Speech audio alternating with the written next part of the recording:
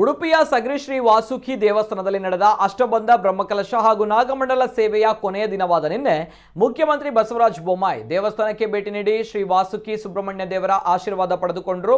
ಬಳಿಕ ಧಾರ್ಮಿಕ ಸಭೆಯಲ್ಲಿ ಮಾತನಾಡಿದ ಅವರು, ನಮ್ಮ ಉತ್ತಮ ಗುಣ ವರವಾಗುತ್ತದೆ, ಕೆಟ್ಟ ಗುಣ ಶಾಪವಾಗುತ್ತದೆ. ನಾವು ಮಾಡುವಂತಹ ಧಾರ್ಮಿಕ ಕಾರ್ಯಕ್ರಮಗಳು ಕೆಟ್ಟ ಗುಣಗಳನ್ನು ಬೆಳೆಯದಂತೆ ಮಾಡಿ ನಮ್ಮ ಮನಸ್ಸನ್ನ ಶುದ್ಧ ಮಾಡುತ್ತದೆ. ಮನುಷ್ಯನ ಜೀವಿತಾವಧಿಯಲ್ಲಿ ಹಸಿವು, ಮರೆವು, ಸಾವು ಇವು ಮಹತ್ವದ ಸಂಗತಿ. ಇವೆಲ್ಲ ದೇವರು ಕೊಟ್ಟಂತಹ ವರವೇ ಹೊರತು ಶಾಪವಲ್ಲ ಎಂದರು. ಧಾರ್ಮಿಕ ಸಭೆಯ ಅಧ್ಯಕ್ಷತೆಯನ್ನ ಶಾಸಕರು ಹಾಗೂ ಬ್ರಹ್ಮಕಲಶ ಸಮಿತಿ ಅಧ್ಯಕ್ಷರಾದ ರಘುಪತಿ ಭಟ್ ವಹಿಸಿದ್ರು.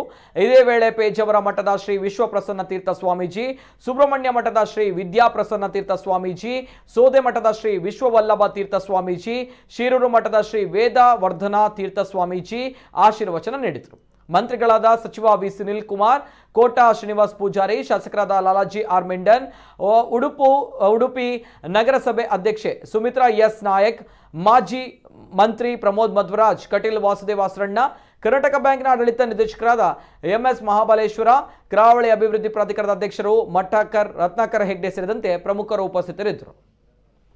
ಮರುವು ದೇವರು ಕೊಟ್ಟ ವರವೇ ಶಾಪ. ನಾವೊಮ್ಮೆ ಏನು ಕೆಟ್ಟ ಮರುವಾಗಿಬಿಟ್ಟಿದೆ ನಮಗೆ ಅಂತ ವ್ಯಥೆ ಪಡ್ತೀವಿ. ಮರುವಿಲ್ದಿದ್ರೆ ಏನಾಗ್ತಿತ್ತು? ಮರುವಿಲ್ದಿದ್ರೆ ನಾವೆಲ್ಲವನ್ನೂ ನೆನಪಿಡುವಂಥದ್ದು. ಅವನು ಹಿಂಗೆ ಹೇಳ್ದ, ಇವನು ಹಂಗೆ ಬೈದ, ಅದು ಮಾಡ್ದ, ಇದು ಮಾಡಿ. ಆದಷ್ಟು ನಮ್ಗೆ ನೆಗೆಟಿವೇ ಭಾಳ ನೆನಪಿರ್ತಾವೆ. ನೋಡಿ ನೀವು ಯಾವುದಾದ್ರೂ ಒಳ್ಳೆ ಕಾರ್ಯ ಭಾಳ ದಿವಸ ನೆನಪಿರೋದಿಲ್ಲ. ಅವ್ನು ಹಿಂಗೆ ಮಾಡಿದ, ಅವ್ನು ಬಿಡಬಾರ್ದು, ಅವ್ನು ನನಗೆ ಹಿಂಗೆ ಅಪಮಾನ ಮಾಡಿದ್ದೇನೆ, ಅವ್ನು ತಿರುಗಿ ಅಪಮಾನ ಮಾಡಬೇಕು. ಇದೇ ಥರ ದ್ವೇಷ ಇಡೀ ಸಮಾಜದಲ್ಲಿ ಸಮುದ್ರದ ರೀತಿಯಲ್ಲಿ ಹರಡ್ತಾ ಇತ್ತು. ಮರಿವಿರುವುದರಿಂದ ಬದುಕು ಸುಂದರವಾಗಿದೆ. ದೇವರ ಕೊಟ್ಟ ವರ. ಇದರ ಮೂಲಕ ನಾನು ದುಡ್ಡು ಸಂಪಾದನೆ ಮಾಡೋದು ಮಾತ್ರ ಅಲ್ಲ, ಅದಕ್ಕೂ ಮಿಗಿಲಾಗಿ ಎಲ್ಲರ ಹೃದಯದ ಒಳಗಿರುವ, ಸಮಾಜದ ಎಲ್ಲರ ಹೃದಯದ ಒಳಗಿರುವ ಭಗವಂತನ ಆರಾಧನೆ ಮಾಡ್ತಾ ಇದ್ದೇನೆಂಬ ಎಚ್ಚರ ಇರಲಿ. ಆವಾಗ ಮಾಡುವ ಕರ್ತವ್ಯ ಕೂಡ ಪರಿಶುದ್ಧವಾಗಿರುತ್ತೆ. ದೇವರಿಗೆ ನಾವು ಹೂವು ಹಣ್ಣೆಲ್ಲ ಸಮರ್ಪಣೆ ಮಾಡ್ತೇವೆ. ಸುವಾಸನ ಭರಿತವಾದ ಹೂವು, ರಸಭರಿತವಾಗಿರುವ ಹಣ್ಣನ್ನು ನೈವೇದ್ಯ ಮಾಡ್ತೇವೆ ಹೊರತು ಕೊಳೆತು ಹೋದ ಹೂವನ್ನು, ಹುಡುತ ಹೋದಂತಹ ಹಣ್ಣನ್ನು ದೇವರಿಗೆ ನೈವೇದ್ಯ ಮಾಡೋದಿಲ್ಲ. ನಮ್ಮ ಬದುಕಿನಲ್ಲಿ ಇಡುವ ಪ್ರತಿಯೊಂದು ಹೆಜ್ಜೆಯೂ ಕೂಡ ದೇವರಿಗೆ ಅರ್ಪಿಸುವಂತಹ ಒಂದು ಫಲ, ಒಂದು ಪುಷ್ಪ ಅಂತ ಆಗಬೇಕು ಅಂತಿದ್ರೆ ಅದು ಪರಿಶುದ್ಧವಾಗಿರಬೇಕು.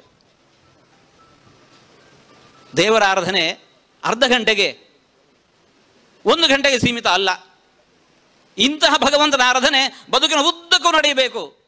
ಸುಬ್ರಹ್ಮಣ್ಯಕ್ಕೆ ನಮ್ಮ ಸಗರಿ ಸಾಮಗ್ರಿ ಬಂದರೆ ಅಲ್ಲಿ ಅನುಷ್ಠಾನ ಮಾಡ್ಕೊಂಡು ಹೋಗ್ತಾರೆ.